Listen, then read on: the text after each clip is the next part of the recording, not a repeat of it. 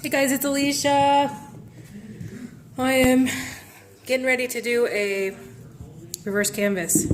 I did one earlier for my class, so I'm going to do this one real quick to show you how easy it is to do a reverse canvas.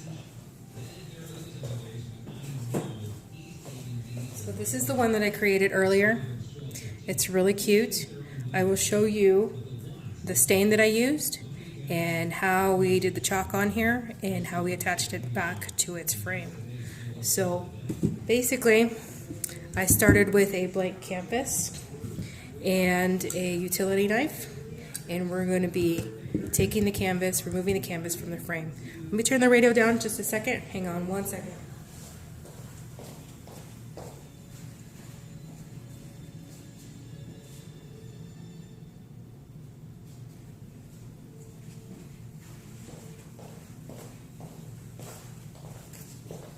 Alright, I'm back. So how we take the canvas off is we're going to be taking the utility knife and we're going to be slicing around the edges of the staples that are already in the store-bought canvas. It's easier than trying to pull the staples off, so we just go ahead and slice through. Make sure your blade is pretty sharp. We started out with a dull blade and it didn't really do anything. It was just tearing the canvas when we were trying to pull it off.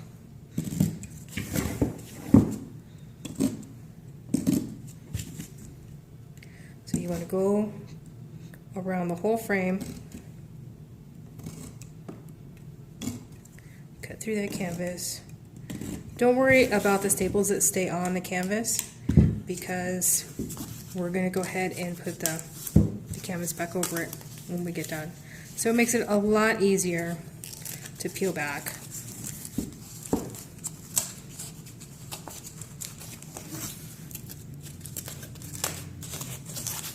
And then you just want to set this canvas aside for when you're ready to work with it. That's it. That's all you need to do. So this I'm going to go ahead and set aside so it doesn't get dirty.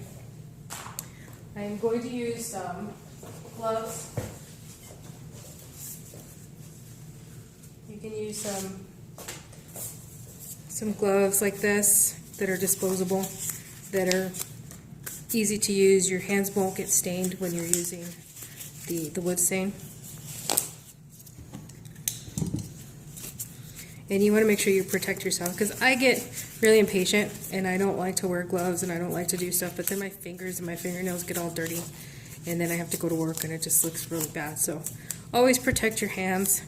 If you're using a lot of chemicals on your hands, your fingers are going to dry up and they're going to start to crack. So you don't want that. You know, as crafters we get kind of like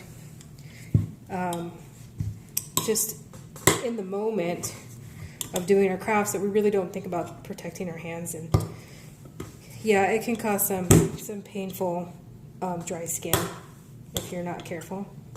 So I'm using one of these little paint, I don't know what they call them, paint can opener thingies, and it's supposed to be for the big cans. It's kind of harder to get into the smaller cans, get it open, so if you can pry it in there, and you can get the can open. So I used this earlier. I don't really have to stir it. But you can take a popsicle stick and you can stir it if you want to. You don't want to shake it because you don't want bubbles in your stain. If you have bubbles, then you're going to get bubbles on your frame, and you don't want that. You can use a sponge brush. I just use a shop rag, and then I just dip it in there, and I just go ahead and stain the frame. Super easy, really fast process. It'll dry quickly. These frames are very lightweight and they soak up the stain really nice. So you don't have to do a lot of effort. I like to take a small paintbrush to get into the little holes down here. So I will go grab my paintbrush from the other room in just a second. And you want to work on a surface that you've got covered with a drop cloth or plastic or something that's going to protect your whatever you're crafting on, because this stuff gets everywhere.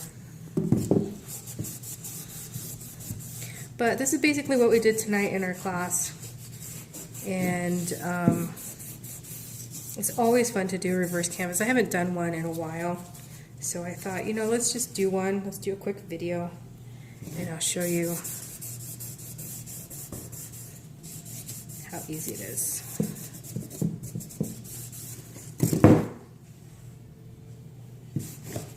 Don't need a lot of stain, just enough to cover that front, the inside, and the little holes. It's up to you if you want to do the back. The back's not going to be seen because that's going to be where your canvas is reattached to.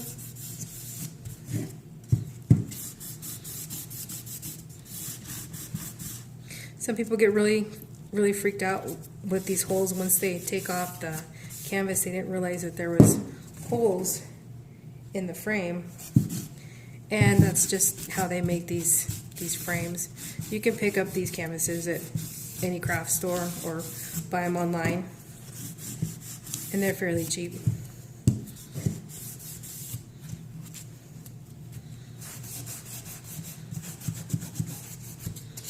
Oops, sorry if I'm shaking the camera too much.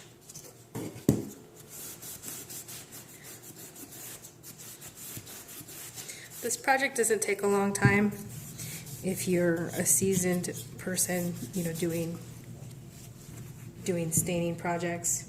You know, you catch on really quick. If you're a beginner, don't be afraid to get dirty. It's okay.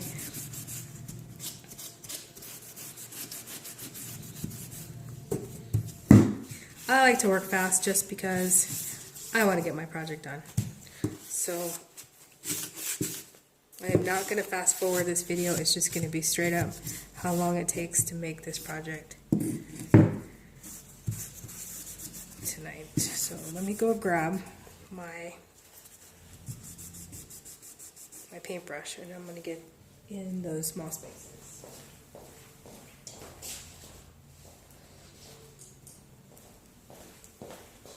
Alright, so I just take a regular paintbrush. You can get these in a pack at the craft store for like $5, or you can probably find them at the discount store, like a dollar store or something, and get them maybe for cheaper.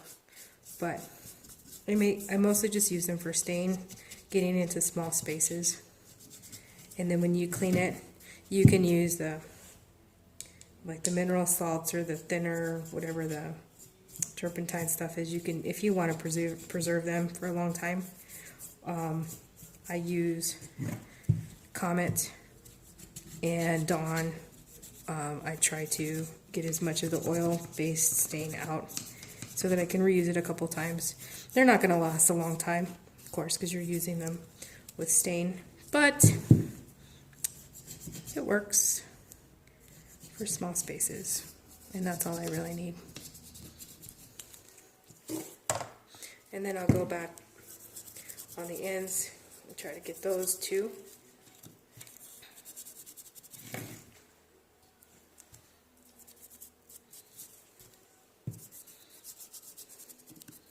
I apply stain generously.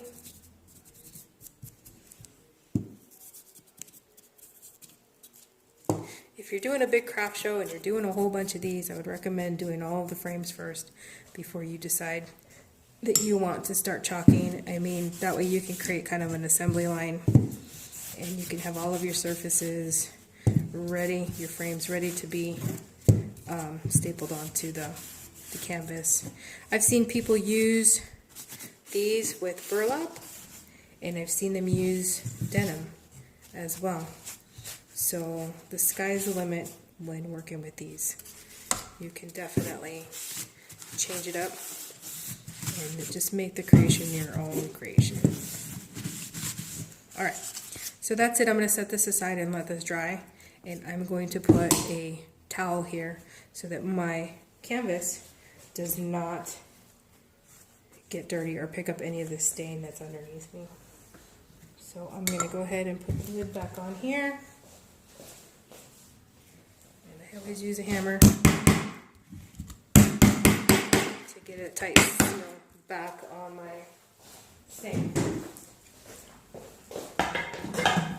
Alright, so I don't need the gloves anymore. These are gone. I'm going to put a towel down.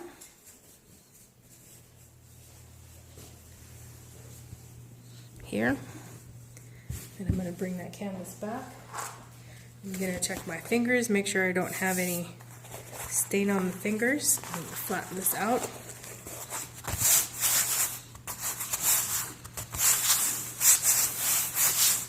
My frame is going to sit on top of this. So I have all of this area inside this inner rectangle to work with.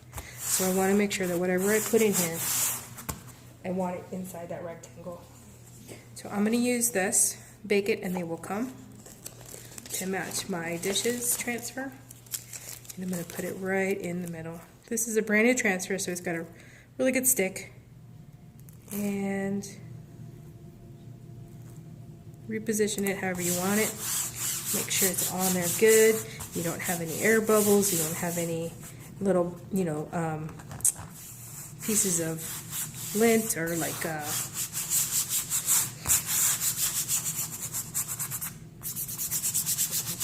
just little chunks of dirt or whatever. You don't want any of that in there in the mesh. So that's going to be what I chalk. I'm going to be using Tide as my chalk paste color, and just a regular small squeegee, and I'm just going to do a light chalking over this. It's not going to take much. Make sure that your chalk is a good consistency. Mine's a little cottage cheesy, but you know what? I'm going to work with it because that's usually how our chalk gets after a few uses, after a few workshops. And I can keep adding water to it. I don't want it to be too thin, but I'm just going to grab some of this and I'm going to show you how I work through all of those chunky pieces of chalk. So I just take the tip of my squeegee and I want to scrape towards me. I want to make sure that I'm going in one motion. I don't want to do all of this moving around, only because I'm on a canvas. It's like fabric and it can move. So I want to make sure that I'm bringing it one direction so that if there's any air bubbles, they will push themselves out as I'm squeegeeing towards me. So I want to squeegee off any excess. Not much left from that, but you saw that I didn't use very much chalk at all. I keep paper towels on hand, I keep wipes on hand, just so that I can quickly clean off my fingers. And then I'm going to pull this back.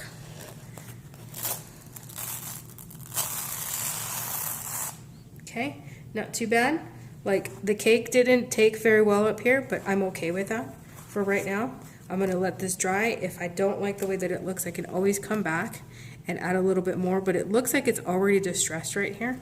So I'm just going to go with it for right now and finish this project to show you how I put the frame back on here. So let me go sit this in the sink and I will be right back.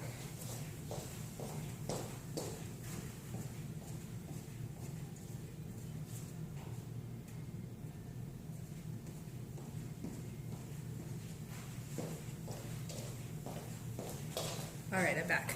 So it's not going to take very long because the chalk dries really fast.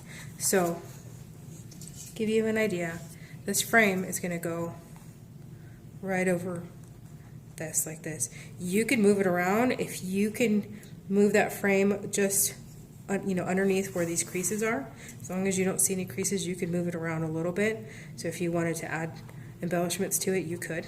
So I'm just going to go ahead and align it right about there. So that's kind of where I want it, maybe a little bit further down. As long as I am within the crease, I'm okay. Alright, so that's kind of where I want it. I'm going to take my staple gun. Staple gun, regular staples, They take a 1/4 inch staples, I think is what I have in here. So they're not really long. I don't want it to go completely through my frame, but a 1/4 inch does the job.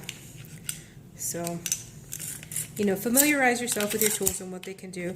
This particular tool does staples and it does brad nails. So if you wanted to do some brad nailing on the back of some of your frames, you could do some of that as well, and it gives you like a depth range, you know, if you want it to go all the way in or if you don't want it to go all the way in. So, you know, familiarize yourself when you do buy your tools, you know, read up on all the stuff. And I know we get all excited about working on our projects, but the more you know, the more you can actually do a lot more stuff with your tools. So, all right, so I'm going to flip this over. I'm going to hold it tight. I'm going to flip this over, and I'm going to put one staple here. I'm going to feel around because there's other staples here. I'm going to feel around. Sorry for that. And I'm going to put my first staple in here. All right. And I'm going to hold this tight here. Pull it. Hold it tight. I don't cut the canvas until after I am done. I'm going to do the same thing on all 4 sides in the center. When I used to do frame shop work and we used to stretch canvases, we used to get our starting point in the middle so that we could hold it and then we could work our way out and then keep it taut and then flip it over as well. So you don't want a wrinkly canvas behind your frame. And I've seen a lot of these projects done where they get cut before they get stretched and they get wrinkly on the front, and it just doesn't look that fantastic. So I'm going to go ahead and show you what I do, how I go ahead and pull and staple so that it's taut on that end. You don't need a million staples, just enough to hold it down because it's not a huge canvas. Once you get this side down, I'm going to turn it this way and do this side going across.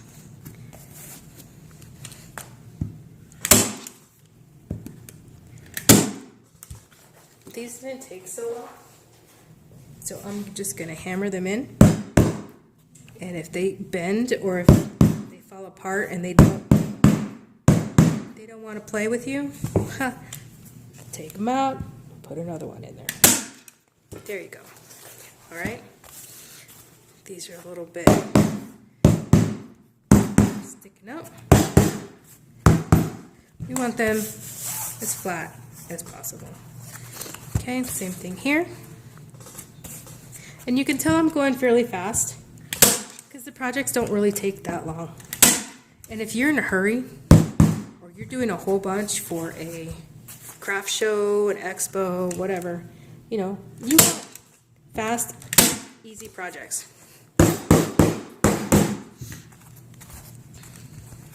All right, now we're going to go in the reverse.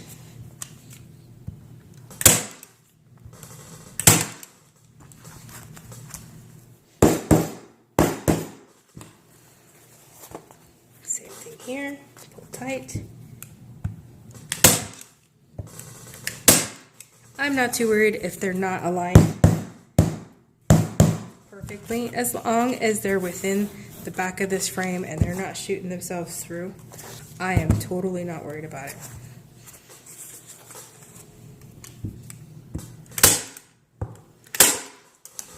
Two more there. Whoops. If you're working on a solid table, workbench, your table's not going to shake like my plastic fold-up tables.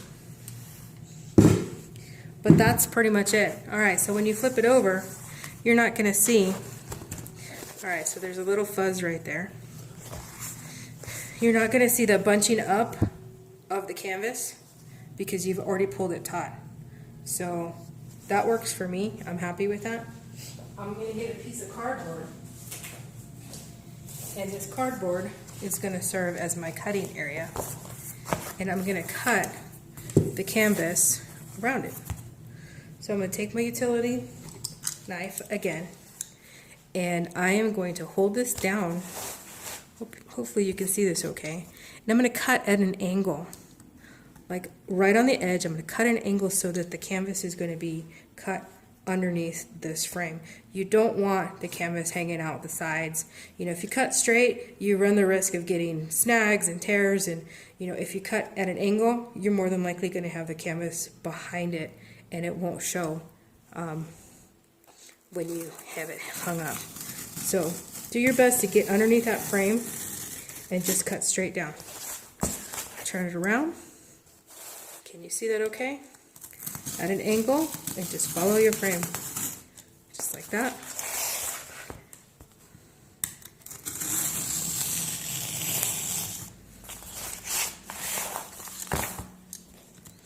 And again for the last piece. And then if you do have some that are sticking out a little bit, you can go back and trim it a little bit more. You know, but for this tutorial, you kind of get the gist of it. So that's it. Oh my gosh, it's almost done. We need to get a hanger. I'm walking away to go get the hanger that I'm going to put in the back. And I get these picture hanging sawtooth hangers on Amazon. So if you can see that, this is what I order off of Amazon. And these are so super cool because they are steel sawtooth. And these work really good on all kinds of heavy projects. This might be overkill for a small project, but that's okay. I mean, this is what I have, so this is what I'm going to use. And then what I do normally is I will measure the frame, mark the center, which is, let's see, 9.5 and 4, 4.5, 4.25. 4.5 is 4 3/4 maybe, here, like right here. It's going to be my center.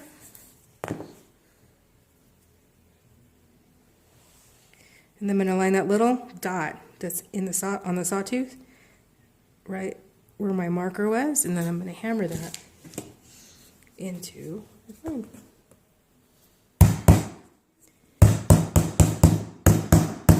Super easy. Those sawtooths that you get at the dollar store that have the little nails that go on the side, it's just garbage. Don't use those.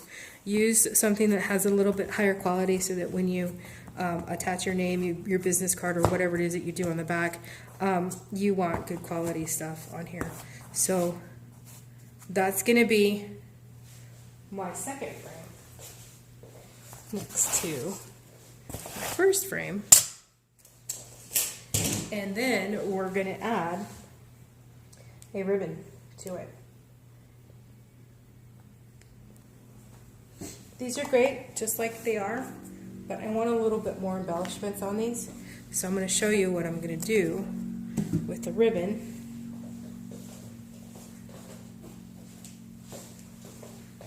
It's going to be a buffalo check ribbon that I'm going to use. So hopefully my lighting is okay. It is late after my class, and I just wanted to share with you how I would finish these up. So I'm thinking about doing a ribbon. This is a flannel ribbon, but it's got the wire on the end. So I think I'm going to do it at the bottom, and then I'm going to create a nice little bow right here. And so I roll out. I don't normally measure, I just kind of eyeball it. But because I'm going to do 2 of these, I think I'm going to cut them the same length so that we can kind of get the same size bows. I'm going to do a bow like this, a bow like this, and let's just kind of eyeball it like right here. I'm going to cut it. My Betty Crocker scissors, get at the dollar store for $1. Work well, they work well on fabric, on your transfers, on a lot of things. So I'm cutting the second ribbon.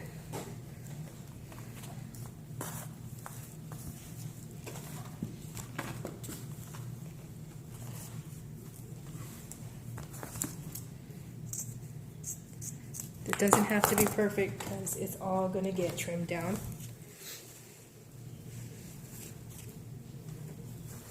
And you can use, there's one side that's kind of like a flat buffalo, and then there's the fuzzy side. So which side looks better? Regular side or the fuzzy side? Let's go the regular side.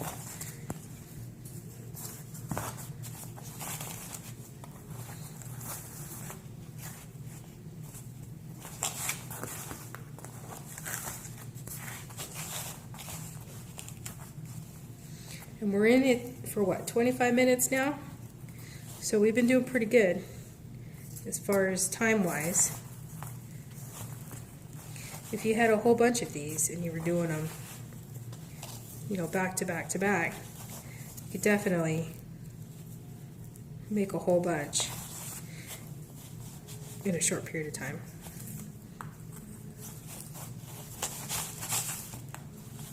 So I'm not going to do a super fancy bow. I'm just going to do a straight up regular bow. And make them small here because I want some tails on them.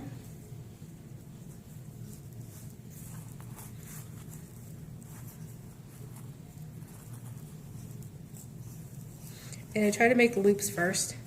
That way it's just easier to finish this. And it might take 2 or 3 tries, depending on how I do this.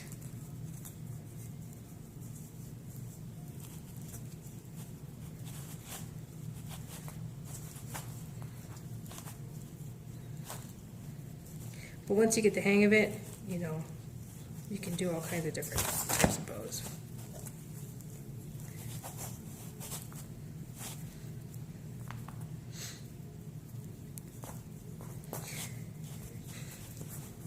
These little ties, if you will, they don't have to both hang down at the same time. They can both kind of follow the frame going up. And I think that's what I'm going to do with these. And I'm going to scrunch them up like so. I just make a couple of little pinches in the wire, and then I have a bow going up the side of the frame. Then I will take this and cut out a little triangle there. Do the same thing with this.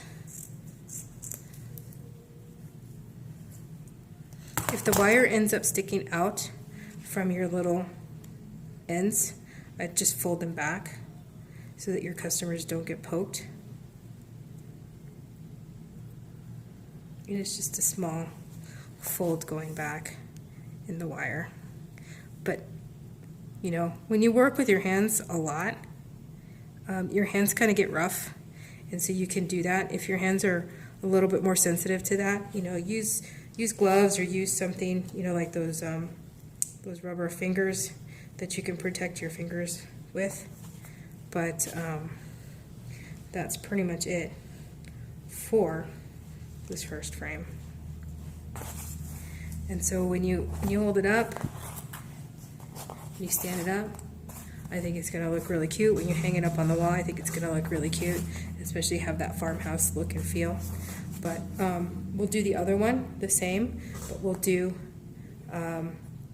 the bow on the other side so that if they wanted to put them side by side, they could, and it would be more symmetrical.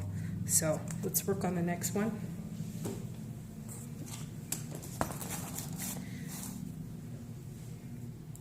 Does that help? I don't know if that helps at all. Maybe it's too much light. But, all right, so we're going to do the same thing here. The fuzzy side down. We're going to put the bow on the left side.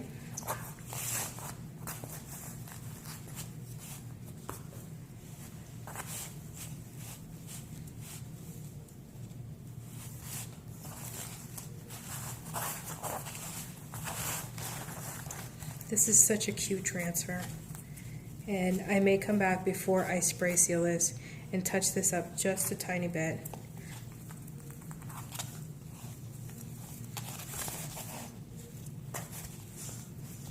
Alright, same process. We're going to do the loops. 2 loops, kind of like how you learned how to tie your shoes when you were like 4 or 5. Right? So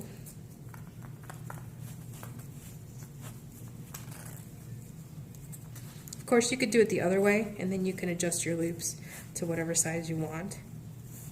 But this works for me for right now. Unless if I make them too big or too small.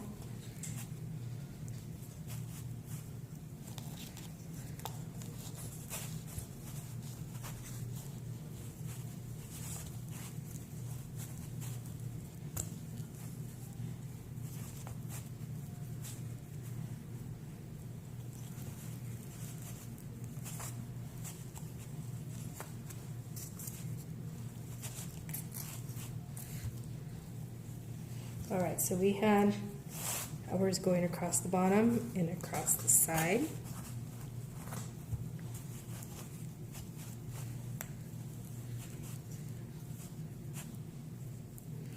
Did a couple pinches here.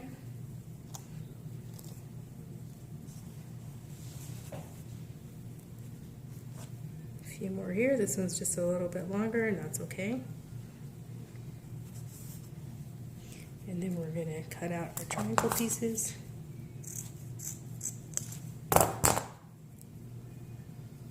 You know, and you can twist those just a little bit more.